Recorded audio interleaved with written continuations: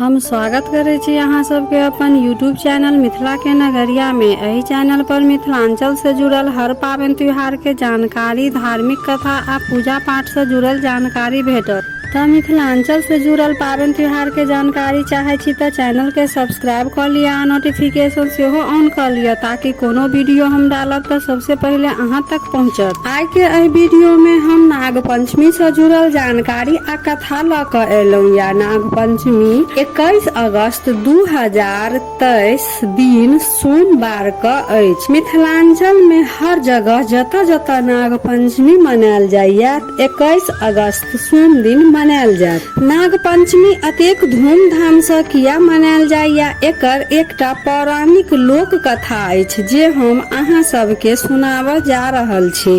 एकटा नगर में एकटा सेठ रहै छलाह। हुनका 7टा पुतोहु छलनि। छोटकी पुतोहु बड़ संस्कारी आ पूजा पाठ में विश्वास करे वाली छलखिन। एक दिन एकटा घर में नाग देवता घुस गेलखिन। लोक सब मारे ला नाग देवता पर दौड़लखिन। नाग देवता अपन प्राण बचावे ला ओनी आनी घुस जाय छलखिन, लेकिन गांव के लोक सब हुनका रेबारने घुरे छलन। तखन छोटकी पुतोहु पीढ़िया पर बैठ क बर्तन धोबै छलखिन। नाग पीढ़िया के तर में घुस जाय छै। तब नगर के लोक सब सांप के तकैत अबै छथि। हुनका सब पूछै छनि जे एनी सांप के भगैत देखलहुं। ओ मना क दै छथिन जे हम कोनो सांप के नहीं देखलहुं। जब सब लोग ओतऽ से लौट जाइया जे सांप भाग गेल, तखन छोटकी पुतोहु सांप के निकालि क कहै छथिन जे लोक सब आब लौट गेल, अहाँ आब अपन घर चलि जाउ। नाग देवता तखन मनुष्य के रूप में प्रकट भ जाय छथिन आ कहै छथिन, अहाँ हमरा प्राण के बचेलहुं से मांगू, की मांगे छी?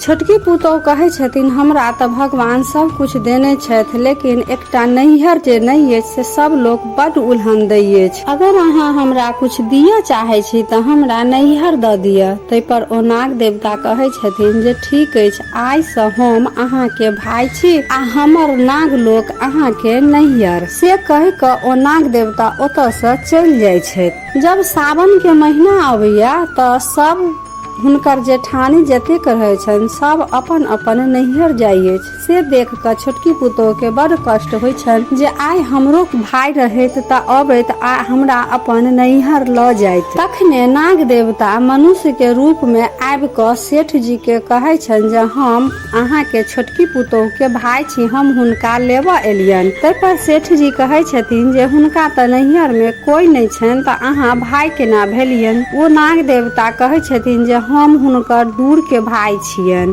तब ओ अपन छोटकी पुतोहु के बजाबै छथिन जे हिनका चिन्है छियै? ई कहै छथि जे हम दूर के भाई छी।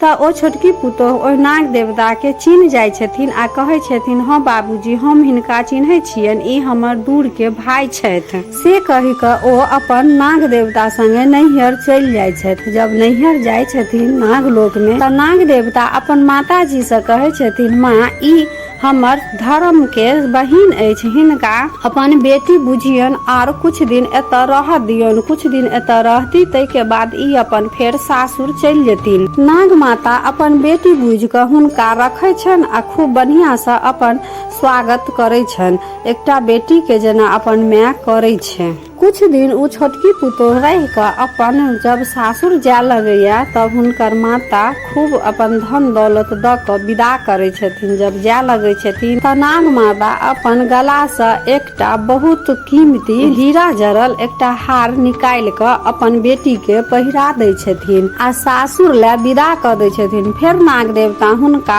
अपन सासुर पहुंचा जाय छथिन। जब ओ सासुर अबै छथिन त एतेक धन दौलत देख क हुनकर जेठानी सब आ हुनकर घर के सब सदस्य कहऽ लगे छन जे एते धन दौलत अहाँ कतऽ से लौलौ आ एतेक धन दौलत क्यों केकरो अहिना नहीं दै छै आ सब हुनका पर शक करऽ लगे छन आ सब मिल क कष्ट सेहो देबऽ लगे छन। सब कहै छन जे एतेक दिन अहाँ के नैहर में क्यों नहीं छल, आइ एकटा अनजान मनुष्य एतेक धन द क अहाँ के विदा केलक आ कहै अछि जे हम भाई छी। सेठ के बड़की पुतोहु हुनकर गला से हार छीन क अपने पहिर लै छथिन। जहाँ ओ हार अपने पहिरे छथिन कि ओ नाग बन जाइ अछि। जल्दी जल्दी नाग के घींच क अपन गर्दन से दूर फेंक दै छथिन आ कहै छथिन आब तऽ ई जादू टोना सेहो करऽ लागल। जखन ई हार पहनने रहे तऽ ई हार छले आ वह हार अगर हम पहन लेलहुं तो ओ नाग बनि गेल से ई जादू टोना सेहो सीख क एलथि आ हुनका सब मारै ला दौड़ै छनि। तखन ते नाग देवता ओतऽ प्रकट भ जाइ छथिन आ कहै छथिन जे ई हमर बहिन छथि आ हम हिनकर भाई आ ओ सबटा कहानी सुना देने रहे छथिन जे केना छोटकी पुतोह हुनकर जान बचेने रहे छनि। सब केओ के नाग देवता कहलखिन जे अगर हमर बहिन के केओ कष्ट देब तऽ हुनका हम डैस लेबनि। ओहि दिन सावन मास के पंचमी तिथि रहे तऽ नाग देवता कहलखिन जे आइ सावन के पंचमी तिथि क हमर पूजा करत ओहि स्त्री के हम भाई बन क हमेशा रक्षा करबनि, हुनकर परिवार के सब विपत्ति से बचा कर रखबनि। ओहि दिन से नाग पंचमी के व्रत मनायल जाइए। तऽ ई छल नाग पंचमी मनाबक एकटा पौराणिक लोक कथा। तऽ कथा केहन लागल से कमेंट जरूर करब आ नीक लागल तऽ लाइक शेयर सब्सक्राइब क मैथिली भाषा के सपोर्ट जरूर करब। हर हर महादेव।